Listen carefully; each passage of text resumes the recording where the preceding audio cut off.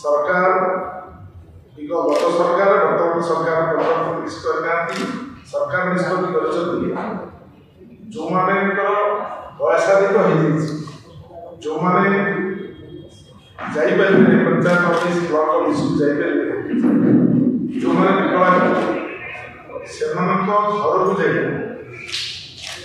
विभाग कर्मचारी सबुठ दुर्भाग्यर कथा आम जिला कथा नेशनल न्यूज नेशनल न्यूज रे प्रसारित होती किभली भाव पथुरी देउरी मैंने देखिए समस्ते पथुरी देउरी दुईटे हाथ तले लगे आंखू ऊपर चली चली 2 किलोमीटर रास्ता से पंचायत ऑफिस को आसी भत्ता एवं प्रशासन को जो मैंने पचार कहीं सरकार नियम सरकार आईन व्यवस्था ये भत्ता बाबद रही घरे भत्ता देवाई कहीं आम भविष्य देखी तेणु जो जिला जिला मानव मुख्यमंत्री जिला से जिले में एकता नुहे गत सरकार ये सरकार दायित्व पाखापाखि 3 मास होगा 3 मास भितर ये घटना पथुरी देउरी राईसुआ ये अवस्था गुरुंडी गुरुंडी से भत्ता भत्ता कथा जदि कहुए गुरुंडी देउरी जहाँ स्टेटमेंट भत्ता से भी अपेक्षा करते विगत सरकार 24 वर्ष भितर भत्ता 500 टका भत्ता दि जाऊला यूपीए सरकार समय निष्पत्ति राज्य में कांग्रेस सरकार समय निष्पत्ति 500 टका भत्ता दि ये भत्ता को ठीक निर्वाचन अव्यवहित पूर्व जो शेष विधानसभा है से शेष विधानसभा गत सरकार निष्पत्ति कले 1000 टका भत्ता एवं 1000 टका भत्ता पाइबार व्यवस्था आरंभ हो सरकार परिवर्तन हो गला एवं भारतीय जनता पार्टी सरकार गोटे मैनिफेस्टो जो इस्ताहार निर्वाचन इस्ताहार 2024 मसीहा निर्वाचन से स्पष्ट भाव से कहते आम सरकार को आसे 3000 टका भत्ता समस्त को दबू जो माने जो नियम जो क्राइटेरिया थिला 60 वर्ष जो मानकर किंतु ठीक अप्रत्याशित भाव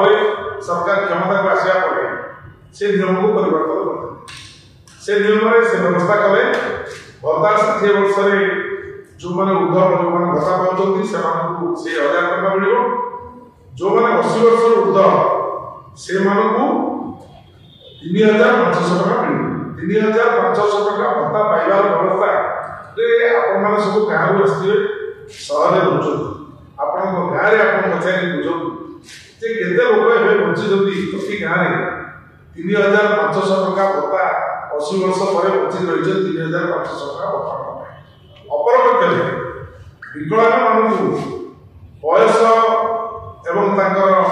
परसेंटेज हिसाब करना मोर देन 50% जदि जन विकलांग होता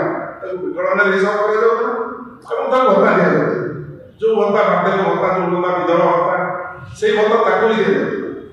एवं ये सरकार कले 80% रु अधिक जो विकलांग होते विकलांग से भत्ता देवे और से भत्ता हम 3500 टका सरकार जो भाव जना पड़ी मानसिकता होती भत्ता क्या दबार आवश्यकता ना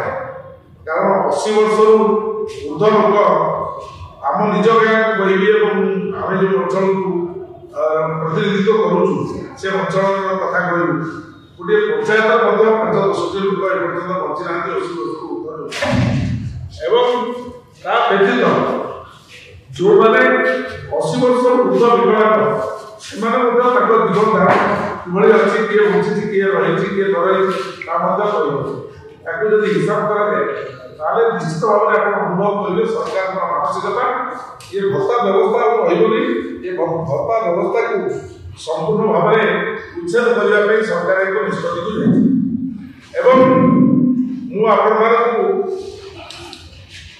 पुनरावृत्ति करी नहीं जो घटना लगड़ार चित्र मुझे चाहे नवरंगपुर विशेष सभापति थी जो घटना होता अपपुष्टिर जो शिकार होगी झरीगाँ बारटा छुआ मरी से कथा पुनरावृत्ति करने चाहे मुझे आगे केन्दुझर जिला रे जो जुआंग सब प्रिमिटिव ट्राइब जुआंग मैंने जो होती से जुआंग मानकर किभली मृत्यु घटी जे गोटे जंतारी ग्राम अच्छी गोनासिका पंचायत गोनासिका अंचल जो पवित्र नदी बाहर जंतारी ग्राम 11 जन लोक मृत्युवरण कर दूषित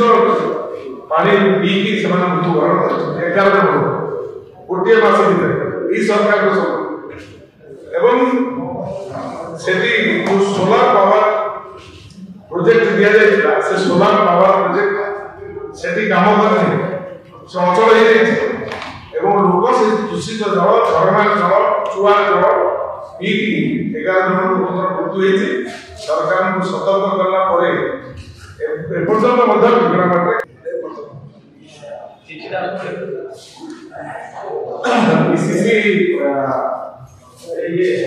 विभिन्न समय जो संवाददाता भाई भूमि सहित साक्षात होती प्रश्न कर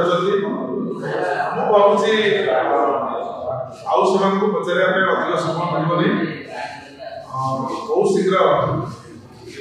ऑल इंडिया कांग्रेस कमिटी कारण आपने प्रतिदिन सोशल मीडिया देखुए आप प्रिय नेता सी यार भिन्न भूमिका देवे श्रीयुक्त राहुल गांधी सी गोटे दिन में 5टी 7टी सभा आमर सभापति अध्यक्ष ऑल इंडिया कांग्रेस कमिटी श्रीयुक्त मल्लिकार्जुन खड़गे से व्यस्तता अच्छा श्रीमती प्रियंका गांधी श्रीयुक्त वेणुगोपाल समस्ते जो मैंने निर्णायक भूमिका रही से केतक राज्यर पीसीसी घोषणा है ओडिशा आम समस्त अपेक्षार अच्छु आपण तुरंत पीसीसी घोषणा होगा मोर विश्वास पीसीसी कार्य तो स्टीयरिंग कमिटी करुँ आज ए मेंबर ऑफ स्टीयरिंग कमिटी सामने बच्ची मत काली निर्देश आसला स्टीयरिंग कमिटी तरफ जयदेव बाबू घरपाखे रही चुपचाप मत सभा स्टीयरिंग कमिटी तार कार्य चल समस्त प्रेसर अच्छी शीघ्र हाँपाई मुझे निर्वाचन जो भाव में तीव्र गति चली फलाफल तो कांग्रेस सपक्ष प्रदेश कांग्रेस घोषणा प्रभारी बदलबार किसी रही कि से निष्पत्ति ओडिशा राज्य अजय कुमार जो प्रभारी थे प्रधान आसिले कांग्रेस जो भाव उन्नति करूला पुणी मझे कौन शिथिल हो बर्तमान विभिन्न भाव ऑल इंडिया कांग्रेस कमिटी प्रत्येक लोक कार्यक्रम देखुची मोर भी देखुची ठीक काम कर निश्चित भाव में साहस मिल भाव में